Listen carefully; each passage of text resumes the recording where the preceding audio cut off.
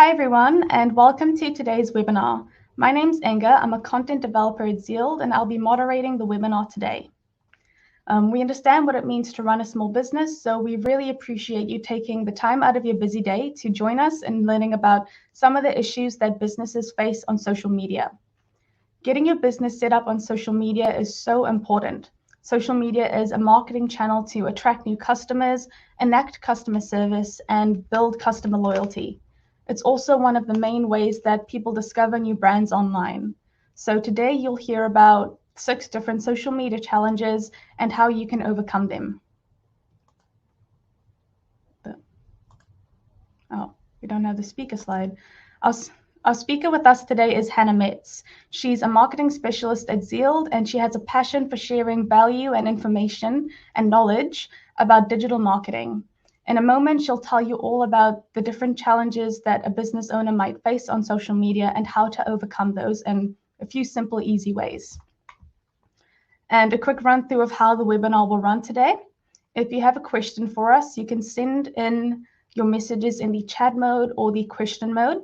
That's the gray panel on the right of your screen with chat or Q&A next to it. If you would prefer, you can message me or Hannah directly, and we can also respond to you privately if you'd like. But we do encourage you to send in any comments, thoughts, or questions that you have as we go through the webinar. And once the webinar is ended, we'll be sending out an email for all the attendees with a link to watch the replay. So if you have to leave the webinar early because of a work meeting, or your internet's acting up, or you miss anything important while taking notes, you'll be able to catch up with the full webinar at another time. We'll be having our Q&A towards the end of the webinar, but in the meantime, and just to make sure that the chat mode is working correctly for everyone, please send in a message with the social media platforms you're currently on. And if you're not on any social media platforms, let us know which ones you're thinking of putting your business on. We also have a special offer for attendees of the webinar. If you click this link, which I will start now, and you should be seeing this on your screen, you can sign up for a free online strategy session with one of our digital business strategists. These sessions are really great for your business because you can use the time to discuss anything at all about your business, such as your website, your digital marketing, and also your social media marketing strategy. And our digital business strategists will work together with you to find solutions that fit your specific business needs. We'll also be sharing some free resources, a 30-day content calendar template, and a document with 44 content ideas that you can use for your social media platforms for your business. And we'll be sharing the links to those towards the end of the webinar near the Q&A. So we do encourage you to stay around until the end to receive these resources because they'll be really helpful for getting your business set up on social media. And without further ado, here's Hannah to tell you all about 6 social media challenges and how you can overcome them. Hello, everybody. Good morning, and thank you so much for joining us. All right, let's get right into it. So today we'll be talking about social media challenges. Obviously, running a small business is already a lot of work, and being on social media also can require a lot of work. So we'll talk about a few things today that will make your life easier when it comes to that. So we'll be looking at choosing the right platforms. I've just seen a couple of you have already sent in messages with the platforms you're on at the moment. If you haven't done that already, send us in a quick message just so we can get an idea of the platforms you're on. Or if, like Inga said, if you're not on any currently, then just send in the ones that you're considering. We'll also look at what makes content engaging and how engage your audience. We'll look at developing new ideas for content. And we'll also look at creating content for lead generation as well. Obviously, not all content should be aimed at that, but we will look at how to create content that is aimed at lead generation. And then we're also looking at managing multiple platforms. So as I can see here, all of you have more than one platform. So that will be quite helpful for you to find out. All right, so when it comes to choosing the right platforms, there's really 2 main things that you need to think about.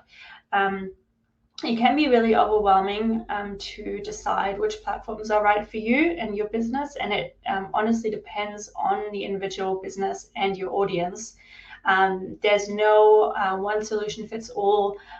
So it can be a little bit overwhelming to think about if you are currently on the right social media platforms, or if you should maybe change your strategy. So one thing to look at is your buyer persona. And I mean, you would have already done it obviously for your business in general, and you would have a quite good idea of who your target audience is and who you want to reach. So this is obviously also very important for social media as well, to understand who you're trying to reach with your content. And then it's also important to think about your goals for social media, and I will touch on that a little bit later on. But first, let's look at your buyer persona and what to consider with your target audience on social media. So obviously, you need to think about who your target audience is. You need to think about demographics. So how old are they? Gender, maybe details around their job, their income, all things that you would have already considered in general for your business as part of your business strategy. But you also need to think about what are their interests, what are their hobbies, what do they spend their free time doing? And based on that, you'll be able to get a pretty good idea of where online and on which social channels they spend their time. So that's really the question that it all comes down to, is where does your desired target audience spend the most time on social media? And we will look at the different platforms in a moment, and the average age range on each platform. But it really goes beyond just age, because each platform is catered to a different type of content. And so it really depends on their interests as well. So that's something to definitely consider as well. And then also think about what kind of content you think they would engage with the most. Is it informative content? Is it funny content or entertaining content? What does your target audience want to see? And if you're not sure about these things, and you're not sure what your target audience, what kind of content they would find engaging, it's always a good idea to reach out to your existing audience, or to reach out to your customer database and just ask them what kind of content they would like to see from you. All right, so let's have a look at some of the things to look at in regards to your goals. So it's very important to keep a close eye on your analytics, no matter what social media platform you're on. You want to be quite aware of the analytics for each platform. So that will give you quite a good idea of who you're reaching currently, in terms of age, gender, location. All of those things you'll be able to see through your analytics. So the first thing I would do is just to go in and see, am I currently reaching the people that I want to be reaching? Is my target audience in general for my business also who I'm reaching on social media? If the answer to that is yes, that's great, and you can work on perfecting your content. If the answer to that is no, then it's time to reconsider your content and your social media strategy, because you're not currently reaching the right people that you want to be reaching. So set SMART goals, so specific, measurable, actionable, relevant, and timely, and also set some KPIs as well. It's always good to have KPIs in place, just to have some goals for yourself in terms of the goals you want to reach on social media. So that doesn't necessarily have to just be follower numbers. It's also definitely very important that you're reaching the right people. You'd rather want to have 50 people that are exactly your target audience and reach them than reach 1,000 people who aren't interested in your product or service. And then obviously also consider the nature of your business. So as I said earlier, it really depends on what your product or service is. Are you B2B? Are you B2C? All of those things really factor in when it comes to choosing a social platform or determining whether or not you're on the right social platform.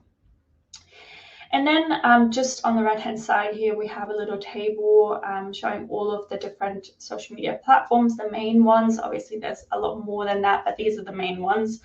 And we've put down here the largest age group on each social media platform. So this kind of shows you which platforms have a bit of an older age average and which ones are a little bit on the younger side. We also included some information about tone. So Facebook, for example, it obviously, again, depends on your target audience in regards to what sort of tone you want to bring across with your content. But one thing to keep in mind is that it's also very important to adapt to the tone of the platform. So for example, even if your tone usually is a little bit more serious, if you are on a platform like TikTok or Instagram, a very, very serious tone might hit the mark with that platform, just because in general on those platforms, the tone that brands adopt is a lot more casual. So that's something to keep in mind with your content that you're creating for each platform. Again, then also, for example, on LinkedIn, the tone usually tends to be a little bit more on the serious side. So that's just something to factor in with the content that you're creating. And again, also think about what age range is your target audience in. Do they spend time on TikTok? Do they spend time on Instagram? Where do they hang out online when they are online? Okay, so obviously one of the biggest challenges, especially if you're very busy running a business, is coming up with new content ideas. And this is such a daunting task, and it can be such a daunting task when you're already, dealing with all of these other things. You don't necessarily have the brain capacity and the inspiration to come up with all of these fresh content ideas all of the time. So we'll be looking at sharing repurposed content in a moment. We'll also look at embracing social media trends, which will make your life a little bit easier because you can kind of follow a bit of a guideline. And then also creating interactive content as well. Okay, so repurposing content is one of the best ways to not burn out when it comes to creating new content. Obviously, I'm not recommending that you only repurpose content and don't look at creating any new fresh content, because obviously with any sort of recent events or anything that is time sensitive, you want to be creating fresh content for those instances. But I do think creating content based off of old content that you've already created can be a really good idea. So refreshing outdated content, but just changing up the format a little bit. So for example, if you had created a infographic or a carousel post on Instagram, you could take that information and you could turn it into a video post, for example. So just changing up the format, but keeping the content relatively similar to what you had already posted previously. In saying that, though, you could also even take some older content that might now look outdated. It might have outdated branding on it, or your brand colors have changed ever since, or your brand voice has changed since. So with that in mind, it might be a good idea to take this really valuable content that you had created years ago, but that is still relevant now. That's also obviously something to be mindful of if the content is still relevant, and repurpose it in a fresh new look with your new branding, your new colors, your new brand voice, whatever it may be. Or, for example, you might have used some stock photography at the time, but now you have your own photography, things like that. Just keep that in mind. Then another really big one is user-generated content. That basically just means you are asking your audience to create content with your product or service, and then you can take those photos or video content, whatever it may be, and repurpose it on your channels. So we've included an example here from Apple, which asked Apple users to share their photos that they had taken on an iPhone with the hashtag shot on iPhone. So using a hashtag when you are asking your audience to create this sort of content is a really good idea, because it gives you a very straightforward way to find that content. If they just tag you in the content, you might lose it because you're getting many notifications. But if you have a set hashtag that you can go to, you can see all of the content in one place that has been user generated. That's generally the best way to go about it. But when you do this, keep in mind that it should be a fairly unique hashtag, just so that you don't get all of a lot of other random content in there that was created by people who weren't using your product or service. And then once you have user generated content, it's one of the best ways to show that your product or service is used and loved by your audience, and even just give some examples maybe on how to use your product, if that's necessary, to show some demonstrations. It's always a good idea to, rather than you putting up all of these photos that you would have taken to show, hey, this is my audience, these are my customers, they love my product or service, here's them using it, here's them doing it. It's always a good idea to use user-generated content. Now, another thing you can do is cross-posting. So you could be posting content that you posted on one platform to another platform. This saves you a lot of time and energy, because you don't need to create original content for each individual platform, which might seem very daunting as well, especially some of you who are on 4 platforms, and it might be incredibly overwhelming to think, okay, I have to create 4 sets of individual content for each of these platforms to make sure each of the platforms has original content on it. Obviously, you need to be mindful of the format that is required on each platform when you do repurpose or cross-post content across platforms. So, for example, a video format on YouTube will be a lot different to a video format on TikTok. So, it's incredibly important that you take the format that you had on one platform and turn it into the appropriate format for the other platform.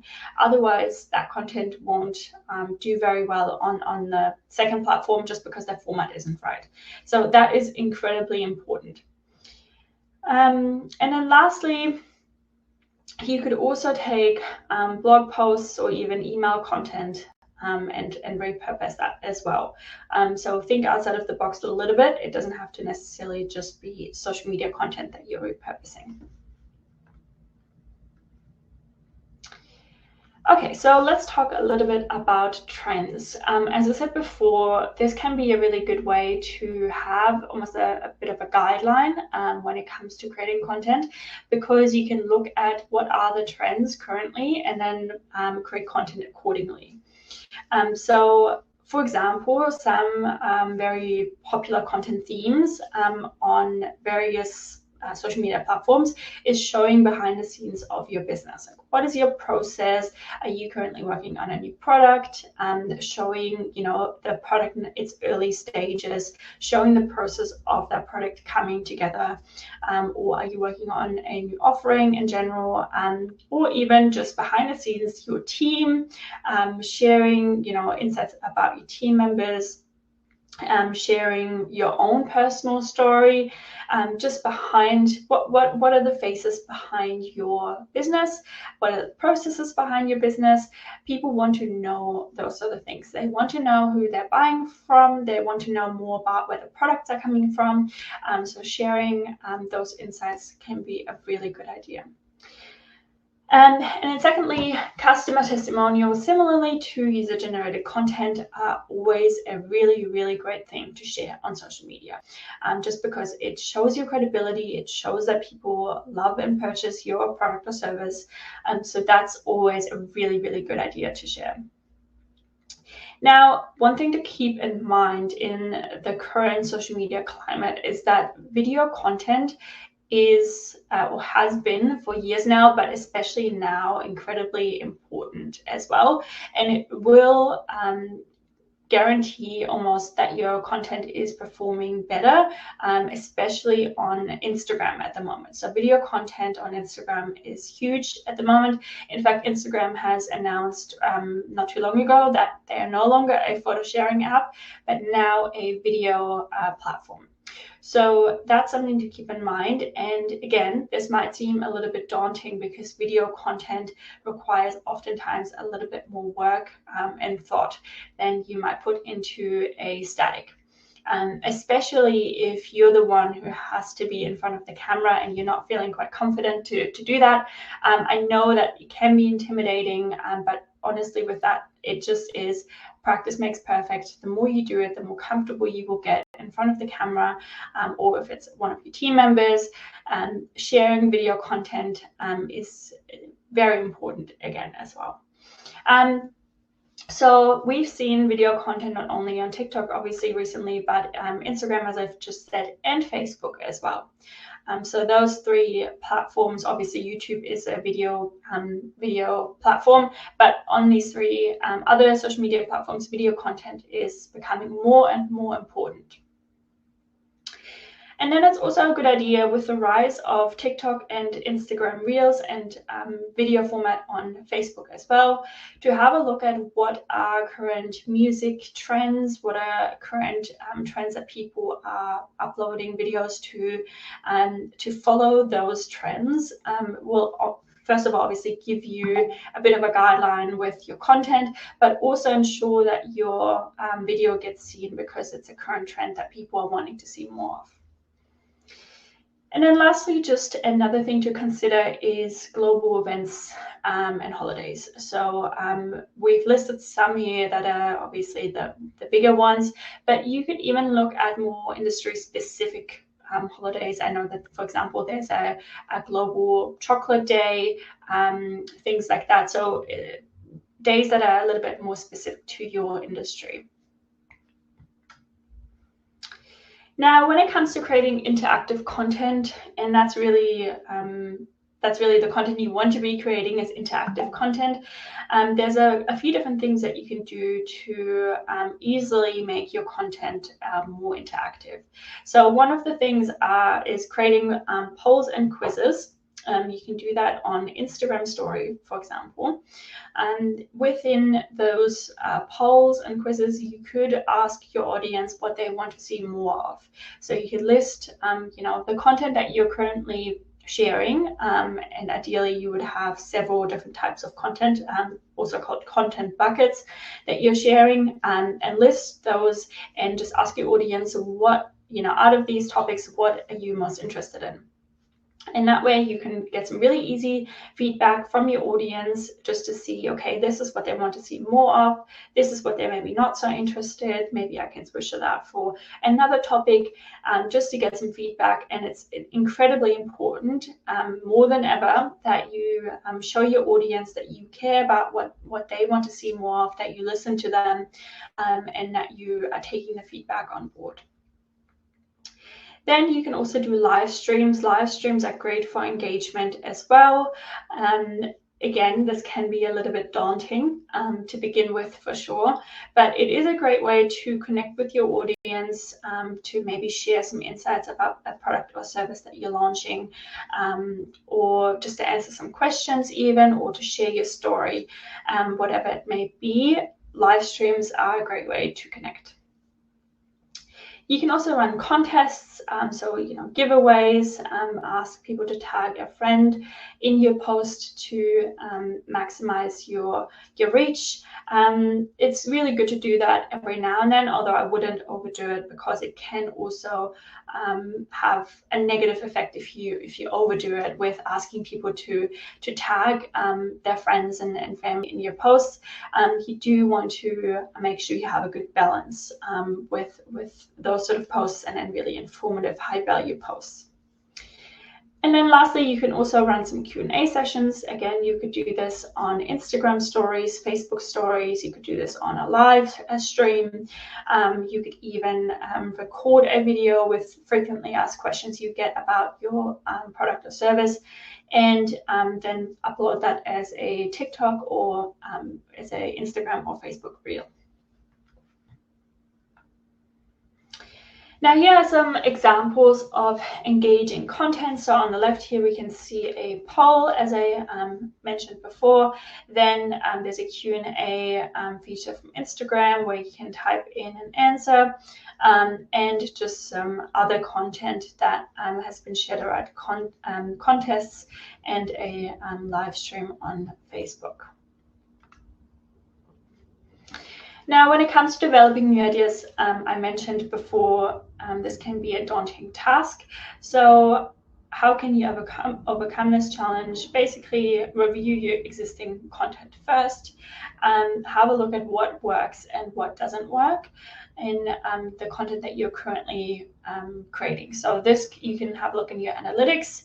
You'll get a very clear idea of the types of content that people engage with the most. As I said before, get audience feedback. So ask your audience, what do they like?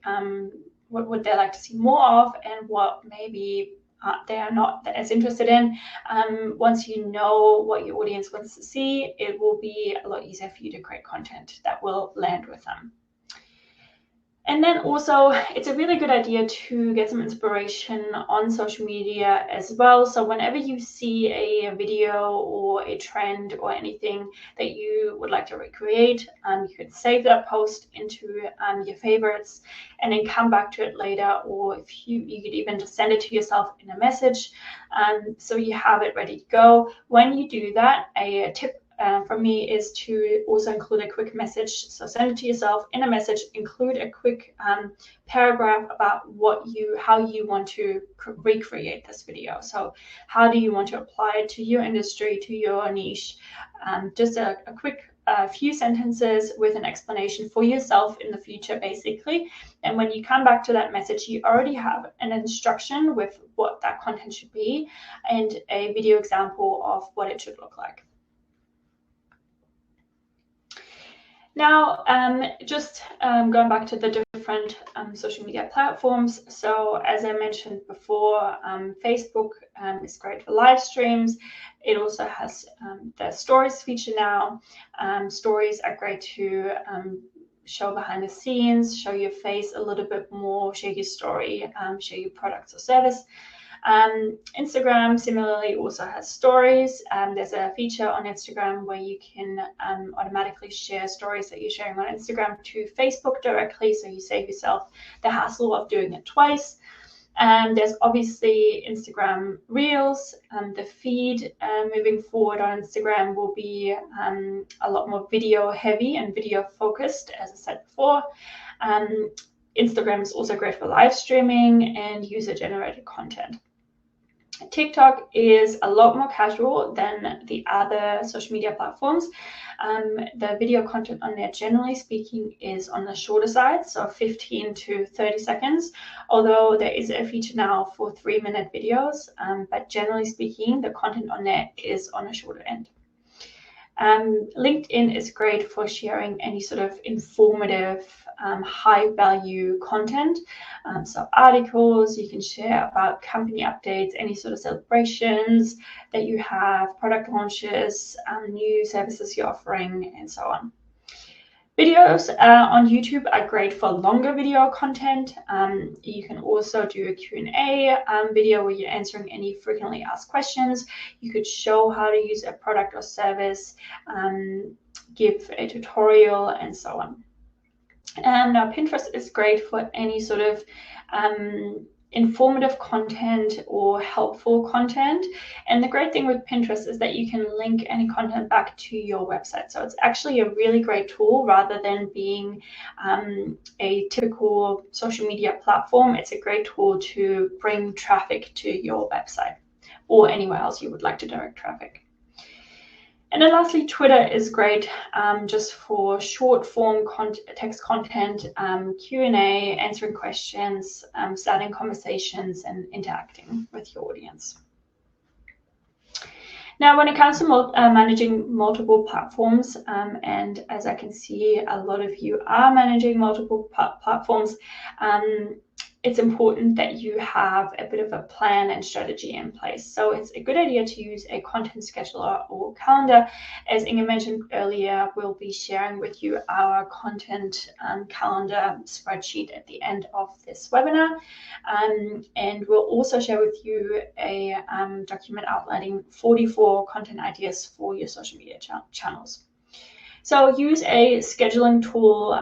For example, a really good one is Later. There's a lot of different ones, but Later is, I would say, one that I would recommend. Planoly is also a good one, but just do your research and see what works for you. It is a good idea to use a scheduling tool because it saves a lot of time. And then another thing to do is using pre-generated post templates. A really awesome tool that I always recommend is Canva. Leave a message in the chat if you're already using Canva. I'd be interested to see if anyone already is.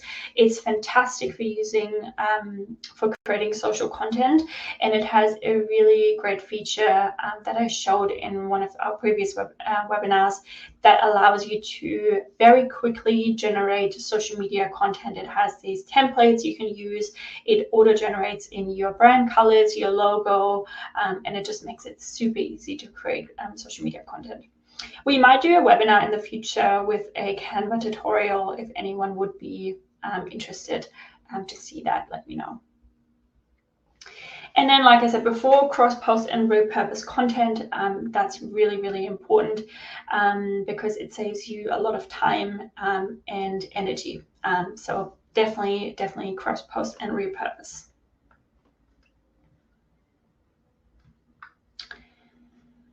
Okay, so let's have a look at creating content for lead generation. Obviously, you don't want all of your content to be geared at generating leads. You do want to have, however, some content that is directing people away from the social platforms.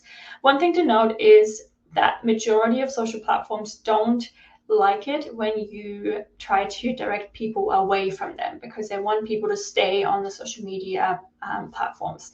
So Facebook specifically is notorious for not being happy about you including links that link away from Facebook because they want people to stick around on Facebook. But every now and then, I think it's definitely important for you to do that. And specifically, obviously, when it comes to ads, and that's a whole other thing. I'm really more talking about organic content. Linking away is, generally speaking, not the best idea for engagement. But when it comes to ads, obviously, you want to have your ads be engaging and be engaging content.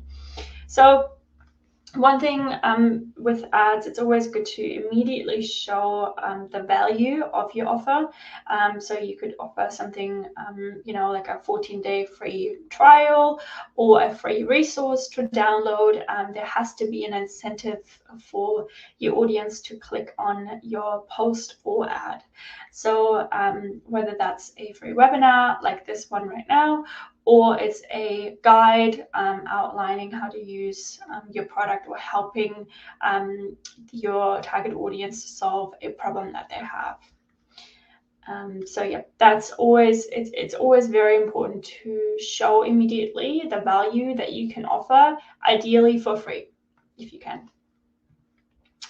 Okay, so now it's time to go into some questions. I see there's already a few questions coming through, but just a quick reminder to sign up for our free strategy session with one of our digital business strategists.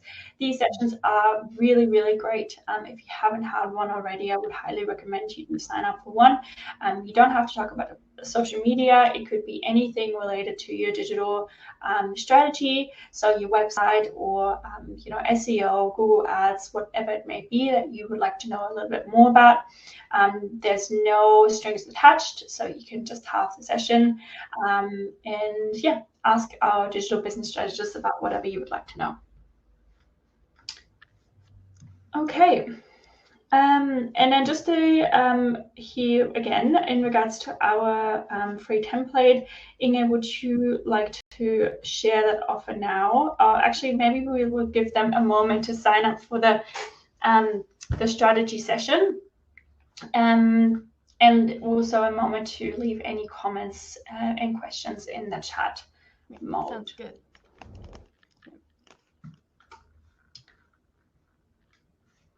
Already got a couple good questions.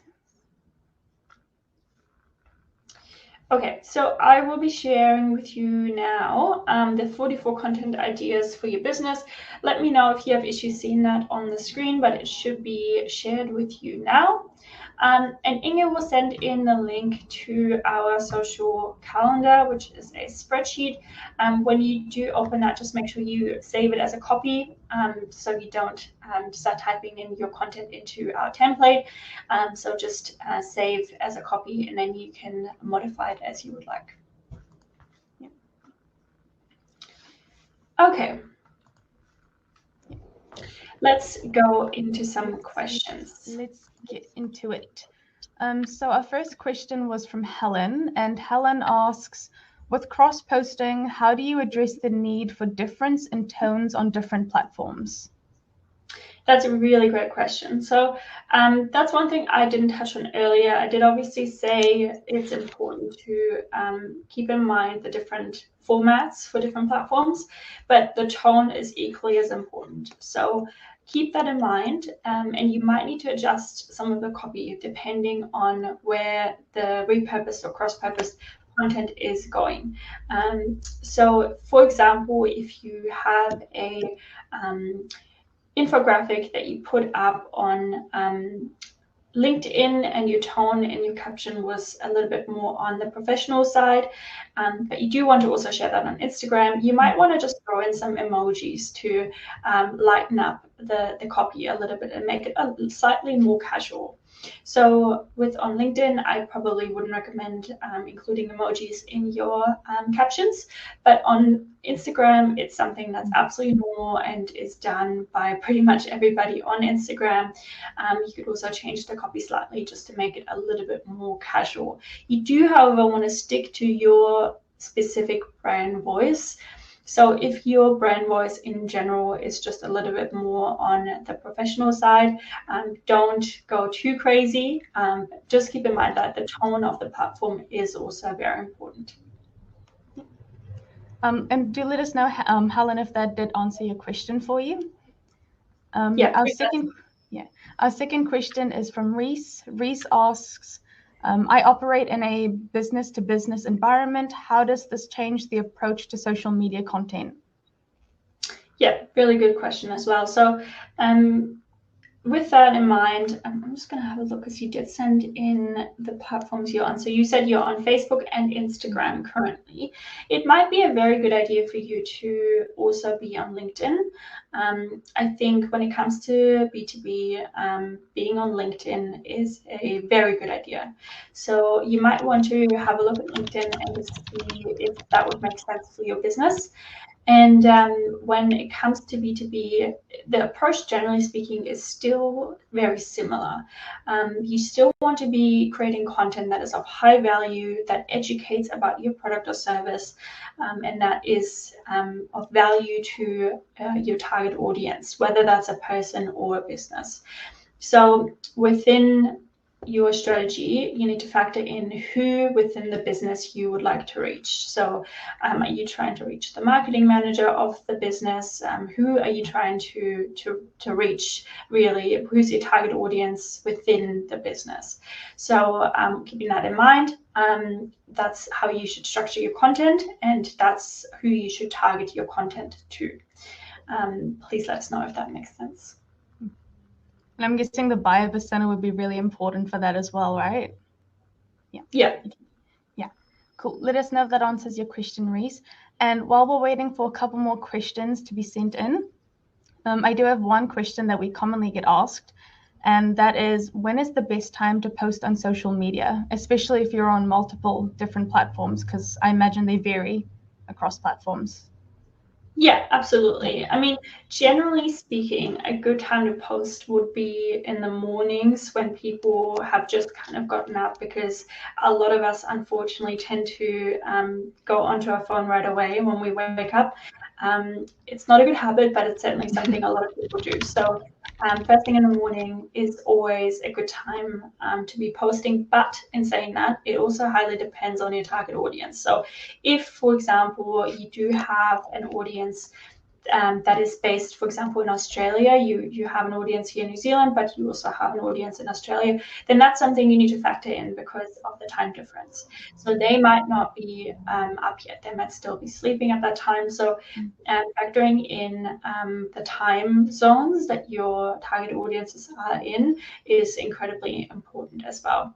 And then also, again, going back to our buyer personas, what does their day look like? Are they working full time? Are they on lunch break at 12 p.m.?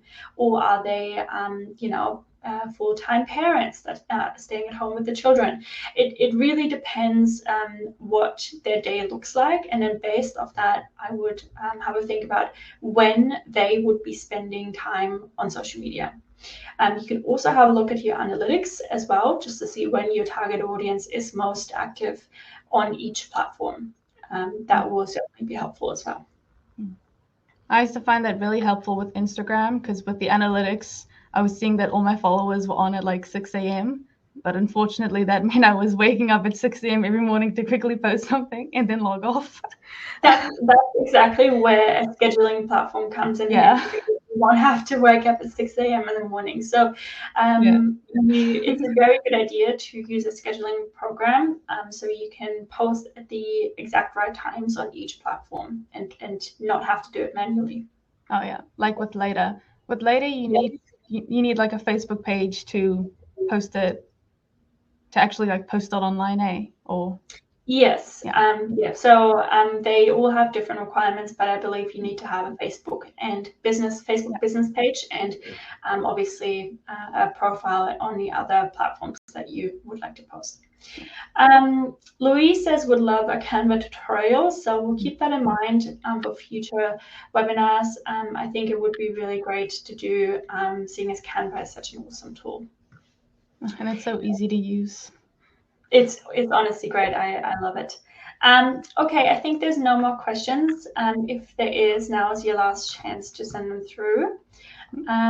Otherwise, just your last reminder to download our 44 content ideas and our spreadsheet, as well as signing up for the strategy session. Lots of awesome free offers in this webinar. We don't usually have that. But today we just crammed it in for you. So make sure you make use of those free resources as well. Yeah. Okay. Any other questions? No. Okay. I shall move along to the next slide. For our next webinar, we have an amazing new topic on July 13th, and that will be about how to create an effective services page for your website. And this is kind of like a sister topic to how to create a compelling About Us page. So if you're still busy creating your business website, it'll be really good for you, because the services page is where you can tell people who you are, what you do or what you sell, and why they should buy from you or work with you. And July 13th is a little while away, so we do encourage you to visit our webinar library for some of our past webinars and more resources on learning about digital marketing. And so we've arrived at the end of our webinar today. A special thank you to Hannah for sharing all this valuable knowledge with everyone. And a big thank you to all of you for sending in all your questions and taking the time to learn with us today. And we hope you have a wonderful day, everybody. And we'll see you again soon on July 13th. Bye. Bye. Bye.